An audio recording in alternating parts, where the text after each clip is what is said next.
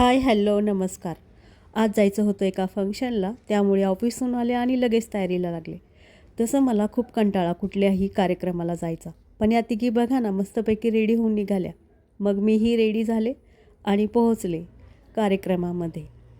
कार्यक्रम होता डोहाळ जेवण आणि कोणी आवर्जून बोलावलं ना तर मग जावंच लागतं.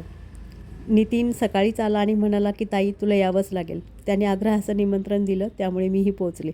आमच्या मंडळी बघा ना मस्त खुर्च्या टिपून बसली.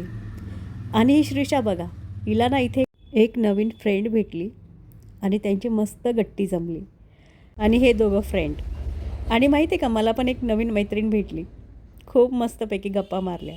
मग हे असं ओटी भरण्याचा वगैरे कार्यक्रम झाला. मी मात्र अशी बोर बसलेली.